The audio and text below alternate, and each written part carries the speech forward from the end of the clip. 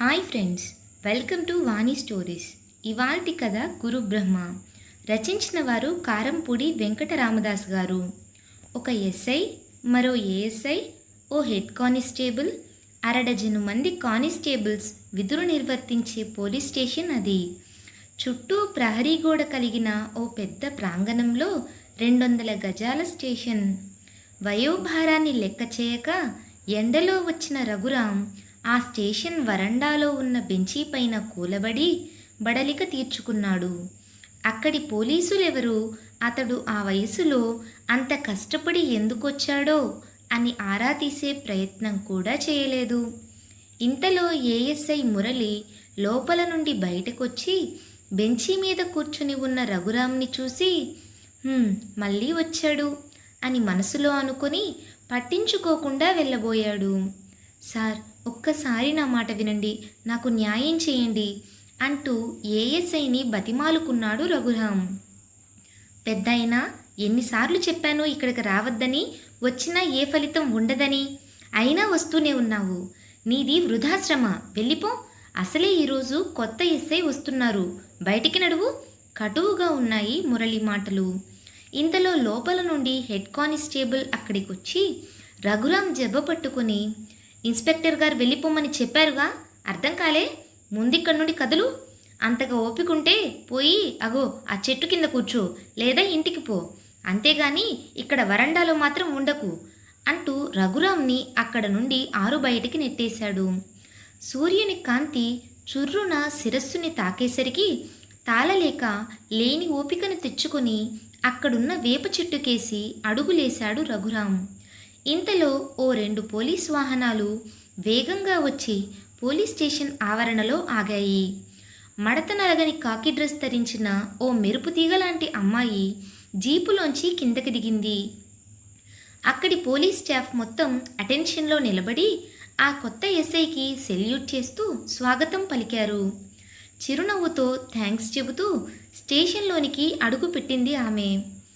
ఈవిడే కొత్త ఎస్ఐ, పేరు గౌరీ, చండశాసనురాలు అంటూ కానిస్టేబుల్స్ తమలో తాము గుసగుసలాడుకున్నారు.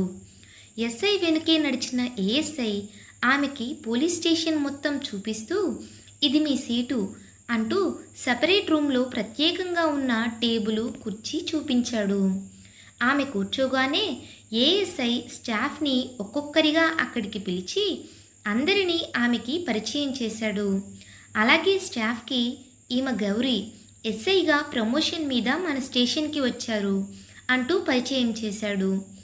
పోలీస్ స్టేషన్ మొత్తం నిశితంగా పరిశీలించిందామె. కిల్లి మరకలతో పెచ్చులూడిపోయిన గోడలు, ఊడడానికి సిద్ధంగా ఉన్న పైకప్పు ఫ్యానులు, రంగులూడిన ఊచ్చలతో ఉన్న లాకప్ రూమ్, ఓ మూల స్టాండ్కి తుప్పు పట్టిన తుపాకీలు దిష్టి బొమ్మల్లా దర్శనమిచ్చాయి. ఆ స్టేషన్ దుస్థితి ఆమెకి అరగంటలోనే అర్థమైపోయింది.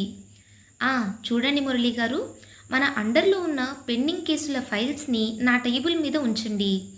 అలాగే ఈ పోలీస్ భవనాన్ని ఆధునీకరించడానికి అవసరమయ్యే ప్రపోజల్ సిద్ధం చేయండి.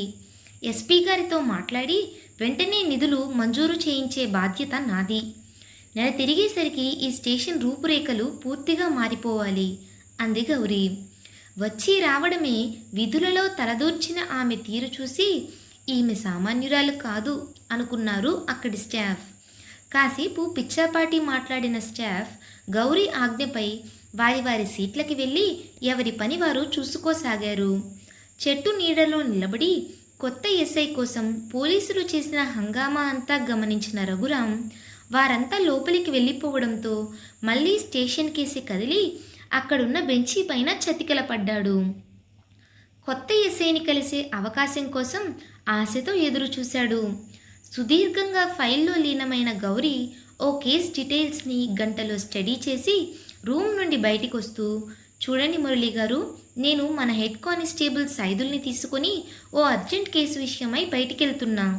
ఏదైనా అవసరమైతే నా మొబైల్కి కాల్ చేయండి అంటూ హెడ్ కానిస్టేబుల్ని వెంట పెట్టుకుని బయటికి నడిచింది. సైదులు ముందు నడువగా గౌరీ ఫైల్ చేతిలో పట్టుకుని వరండా మీదుగా వడివడిగా నడుస్తూ తన వాహనం వైపు కదిలింది. కొత్త ఇన్స్పెక్టర్ బయటికి రావడం చూసిన రఘురాం అదే అదనుగా తన పక్క నుండి వెళ్తున్న గౌరీని ఉద్దేశించి, మేడం, అమ్మా అంటూ శక్తి కొద్దీ గట్టిగా పిలిచే ప్రయత్నం చేశాడు.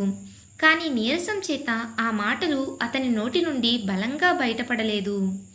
ఎవరో తనని పిలిచినట్టనిపించి ఒక్కసారి ఆగి వెనుతిరిగి చూసింది గౌరీ. బెంచీ మీద పెద్దాయన తనకేసే చూస్తున్నాడు. అప్పుడు నిశితంగా గమనించింది ఆయనని. ఏదో అనుమానంతో వెనుతిరిగి ఆ పెద్దాయన కేసి పడ్డాయి గౌరీ అడుగులు. ఇది గమనించిన హెడ్ కానిస్టేబుల్, మేడం, ఆయన మాటలు పట్టించుకోకండి, మనం వెళ్దాం పదండి అని, ఓ పెద్దాయన, ఇక్కడికి రావద్దని నీకు చెప్పానా అంటూ రఘురాం కేసి ఉరుముతూ చూశాడు. ఆగు సైదులు అంటూ హెడ్ కానిస్టేబుల్ని వారించింది గౌరీ. రఘురాంని సమీపించి యగాదిగా అతడి కేసి చూసింది. క్రమేపీ ఆమె ముఖంలో ఆనందాశ్చర్యాలు తొణికిసలాడాయి. సార్, మీరు మీరు రఘురాం మాస్టర్ కదా? చాలా ఆనందంగా అంది గౌరీ. ఈ మాటలకి అయోమయంలో పడ్డాడు రఘురాం. తనని పేరు పెట్టి పిలిచే ఈ అధికారిని ఎవరు అంటూ కళ్ళు విప్పార్చి మరీ ఆమెను గుర్తుపట్టేందుకు ప్రయత్నించాడు. నేను మాస్టరు, గౌరీని, మీ స్టూడెంట్ గౌరీని. రాజమండ్రిలో ఉన్నప్పుడు మీ దగ్గర చదువుకున్నాను. మీ ఇంటికి వచ్చి ట్యూషన్ కూడా చెప్పించుకునేదాన్ని. గుర్తుపట్టారా అంటూ ఎగ్జైట్మెంట్తో తనని పరిచయం చేసుకుంది గౌరీ. 2 నిమిషాలు గౌరీని దీర్ఘంగా కింద నుండి పైకి పరిశీలించాడు రఘురాం. ఆమెను గుర్తుపట్టడానికి ప్రయత్నించాడు. కాసేపటికి, గౌరీ, అదే మిద్దే గౌరీవి కదా అంటూ ఇంటి పేరుతో సహా ఆమెను గుర్తుపట్టాడు. మిద్దే గౌరీనే మాస్టారు. ఇన్ని సంవత్సరాలు గడిచినా నన్ను గుర్తుపట్టగలిగినందుకు చాలా సంతోషంగా ఉంది మాస్టారు అంటూ వంగి రఘురాం పాదాలకి నమస్కరించింది గౌరీ. గౌరీ చర్యకు కంగారు పడుతూ, లే తల్లి అంటూ ఆమెని భుజాలు పట్టుకుని పైకి లేపాడు. మాస్టారు, మీరు ఇలా పోలీస్ స్టేషన్కి రావడం ఏమిటి? తన సందేహాన్ని వ్యక్తపరిచింది గౌరీ. అది అంటూ సైదులకేసి సందేహిస్తూ చూశాడు రఘురాం. ఇది గమనించిన గౌరీ, సైదులు, నువ్వు నాతో రానవసరం లేదు, డ్రైవర్ కూడా అవసరం లేదు, నేనే వెళ్తా, నువ్వు ఇక్కడే వేరే పని చూసుకో అని చెప్పి, మాస్టారు, మీరు నాతో రండి, మనం వెళ్తూ మాట్లాడుకుందాం అంది. రఘురాం ఆమెను అనుసరించాడు. గౌరీ స్వయంగా డ్రైవ్ చేసుకుంటూ జీపును తిన్నగా ఓ పెద్ద హోటల్ ముందు ఆపింది. లేడీ ఇన్స్పెక్టర్ తమ హోటల్కి రావడం చూసి కాస్త కంగారు పడ్డాడు అక్కడి మేనేజర్. స్వయంగా వచ్చి వారికి ఏం కావాలో అడిగాడు. మంచి స్ట్రాంగ్ కాఫీ 2 పంపు అంది గౌరీ. నిమిషాలలో పగలు కక్కుతున్న 2 కాఫీలు వారి టేబుల్ పైకి చేరాయి.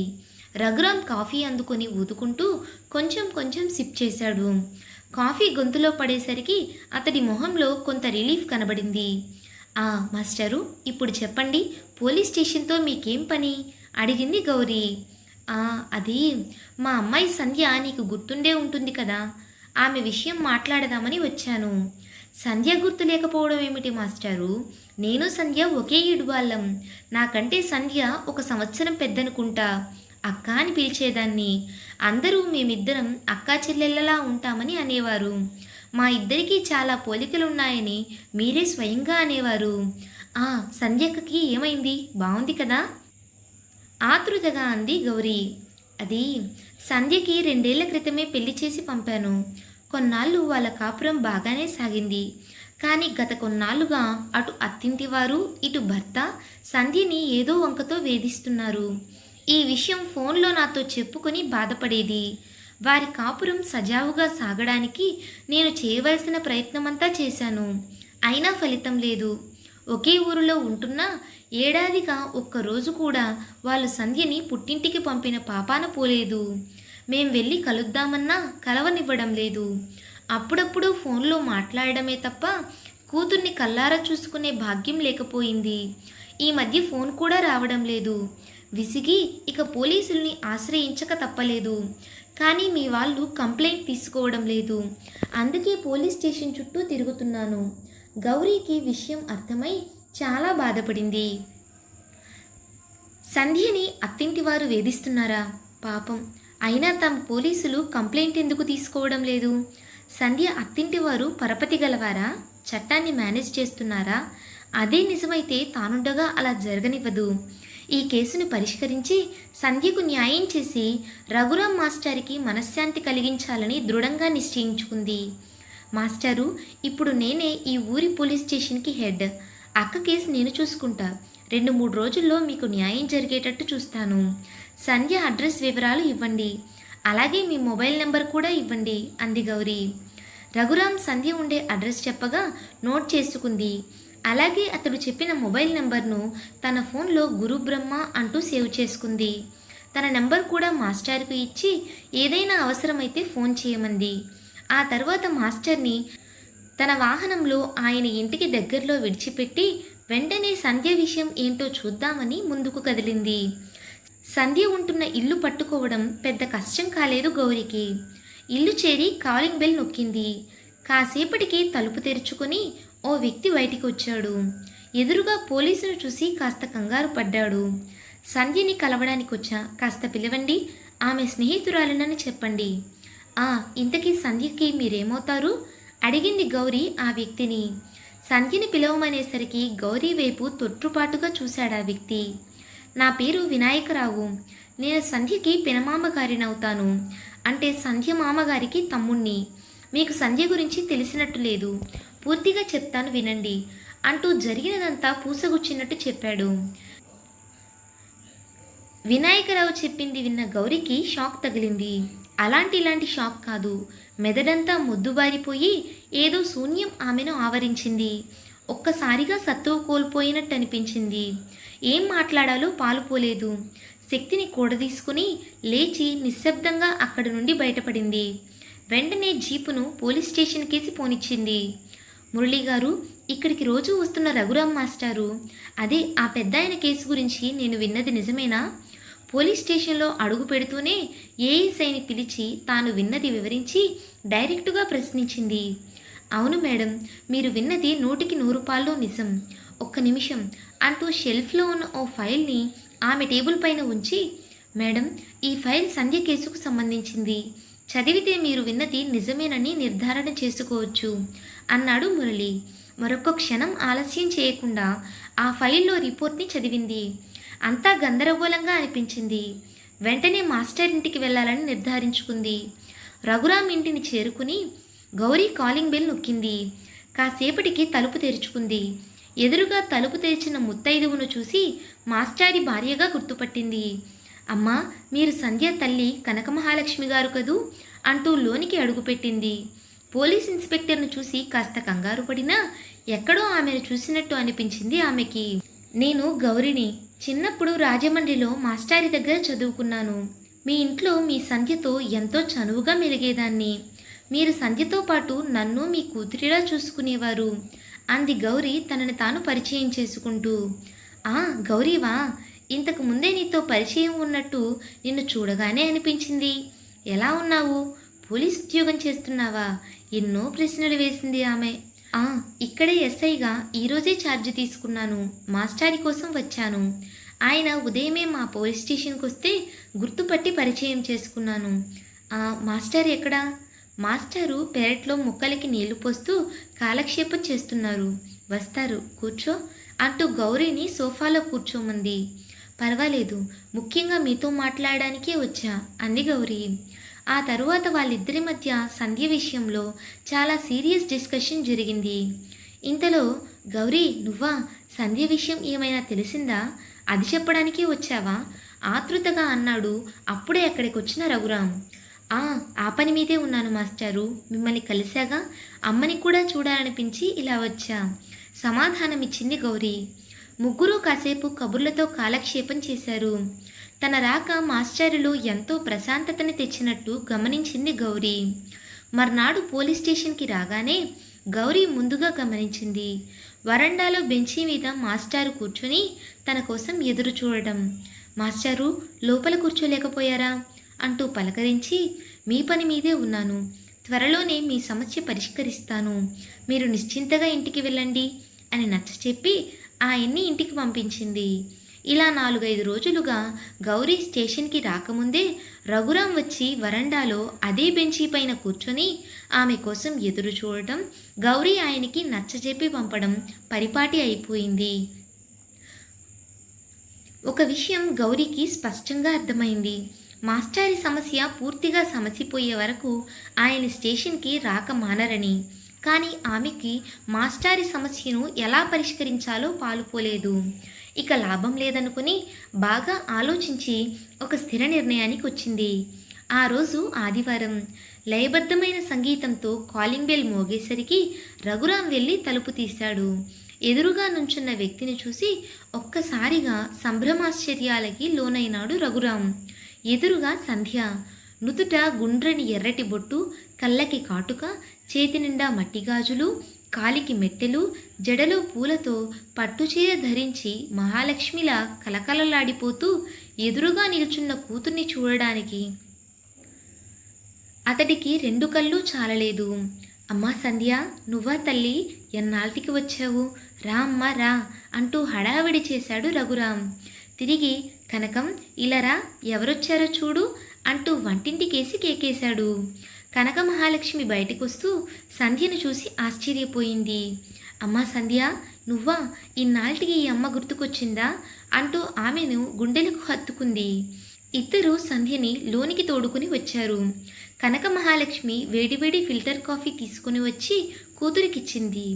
సంధ్యకి చెరోవైపు కూర్చుని ముగ్గురు ముచ్చట్లలో పడ్డారు. గలగలా నవ్వుతూ ఉత్సాహంగా కబుర్లు చెబుతున్న కూతుర్ని చూసి అత్తింటి వారి వేధింపుల గురించి అడిగి చక్కటి వాతావరణాన్ని పాడు చేయదలుచుకోలేదు రఘురాం. సంధ్యతో మాట్లాడుతూ చిన్నపిల్లవాడైపోయాడు. తమ మధ్య జరిగిన ఎన్నో మధుర జ్ఞాపకాలని నెమరవేసుకున్నాడు. కనక మహాలక్ష్మి కూతురు వచ్చిన సందర్భంగా రకరకాల వంటలు చేయడానికి ఉపక్రమించింది. తల్లికి సహాయంగా వంటగదిలోకి వెళ్ళింది సంధ్య. వారికి దగ్గరలోనే కుర్చీ వేసుకుని కూర్చొని వారి ముచ్చట్లని ఆనందంగా వింటూ మధ్య మధ్యలో మాట కలుపుతున్నాడు రఘురాం. చాలా రోజుల తరువాత తృప్తిగా భోజనం ముగించిన రఘురాం భార్య అందించిన తాంబూలం వేసుకుని వాలు కుర్చీలో సేదదీరాడు. ఇంతలో సంధ్య అక్కడికి వచ్చింది. సంధ్య, సాయంత్రమే వెళ్ళిపోవాలా? ఓ 2 రోజులు ఉండకూడదు అన్నాడు. లేదు నాన్న, మా వాళ్ళకి వచ్చేస్తానని మాటిచ్చాను. మళ్ళీ నేను మిమ్మల్ని చూడడానికి రావాలంటే నా మాట నిలబెట్టుకోవాలి సమాధానమిచ్చింది సంధ్య. పక్కనే కూర్చుని తండ్రికి ఎన్నో కబుర్లు చెప్పింది. సాయంత్రం నాన్న, నేను బయలుదేరుతున్నాను, క్యాబ్ బుక్ చేశాను, మరికొద్దిసేపట్లో వస్తుంది అంది సంధ్య. ఇంతలో కనక మహాలక్ష్మి ఓ పల్లెంలో పట్టుచీర, రవిక, పసుపు కుంకుమలతో పాటు తాంబూలం తీసుకువచ్చి సంధ్యకి ఇచ్చింది. అవి తీసుకుంటూ తల్లిదండ్రుల పాదాలకి నమస్కరించింది సంధ్య. మనస్ఫూర్తిగా వాళ్ళ కూతుర్ని దీవించారు. క్యాబ్ రావడంతో సంధ్య తిరుగు ప్రయాణమైంది. క్యాబ్ బ్యాక్ డోర్ తీసి సర్దుకుని కూర్చొని లోపల నుండి తల్లిదండ్రులకేసి చెయ్యి ఊపింది. మెల్లగా కారు ముందుకు కదిలింది. రఘురాం అప్పటికప్పుడు ఏదో గుర్తుకొచ్చేసరికి వెంటనే చేతిలోని మొబైల్ తీసి ఫోన్ చేశాడు. సంధ్య చేతిలోని ఫోన్ స్క్రీన్ మీద గురుబ్రహ్మ అన్న పేరుతో ఇన్కమింగ్ కాల్ వచ్చేసరికి చిన్నగా నవ్వుకుంది. సోమవారం ఉదయం. పనివారం మొదటి రోజు కావడంతో పోలీస్ స్టేషన్ వద్ద జనం తాకిడి ఎక్కువగా ఉంది. గౌరీ ఆ రోజు చాలా టెన్షన్తో స్టేషన్లో అడుగుపెట్టింది. ఆమె కళ్ళు అక్కడ మొట్టమొదటిగా వెతికింది వరండాలో ఉన్న బెంచీని. ఖాళీ బెంచీ దర్శనమిచ్చేసరికి ఒక్కసారిగా ఊపిరి తీసుకుంది. చాలా రిలీఫ్గా అనిపించింది. వెంటనే ఆమె మొహంలో చిన్న ఆనందం తొంగి చూసింది. మాస్టారి సమస్యని పరిష్కరించానన్న తృప్తి ఆమెలో నెలకొంది. అంతే, గౌరీకి ఆ రోజు కనక మహాలక్ష్మితో సీరియస్గా డిస్కస్ చేసిన విషయం అనుకోకుండా గుర్తుకొచ్చింది. ఆయన కంప్లైంట్ ఇవ్వడానికి మీ స్టేషన్కి ఇంకా వస్తున్నారన్నమాట మెల్లగా అంది కనక మహాలక్ష్మి. అంటే మీకు అంతా తెలుసన్నమాట అంది గౌరీ.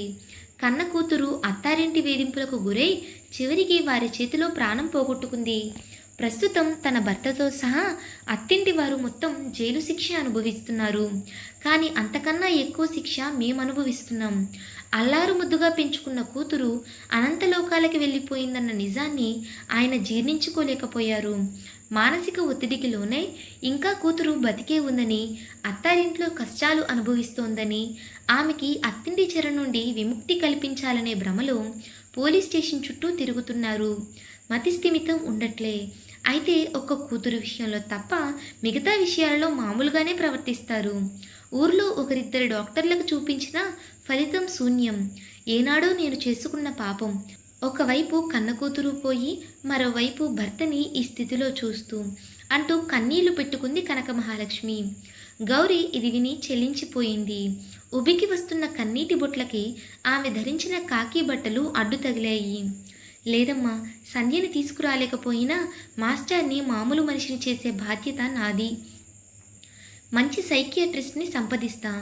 ఈ సమస్యకు పరిష్కారం దొరక్కపోదు, నన్ను నమ్మండి అంటూ హామీ ఇచ్చి ఆమెని ఊరడించింది గౌరీ. గుడ్ మార్నింగ్ మేడం అంటూ మురళి సెల్యూట్ చేసేసరికి ఆలోచనల నుండి బయటపడి ఈ లోకంలోకి వచ్చింది గౌరీ. మాస్టారు మామూలు మనిషి కావడానికి సైకియాట్రిస్ట్ చెప్పిన ప్రకారం చేయడంలో తన పాత్రే కాక కనక మహాలక్ష్మి సహకారం కూడా చాలా ఉందని మనసులో అనుకుంది. అంతలోనే మురళి పలకరింపు గుర్తుకొచ్చి గుడ్ మార్నింగ్ అంటూ మురళిని తిరిగి విష్ చేసి ఎస్, ఇవాళ నిజంగా నా జీవితంలో శుభోదయమే అని మనసులో సంతోషంగా అనుకుంది గౌరీ. ఈ కథ మీకు నచ్చిందా? అయితే లైక్ చేయండి. మరికొన్ని ఇలాంటి కథల కోసం మన ఛానల్ని సబ్స్క్రైబ్ చేయండి. Thank you for watching.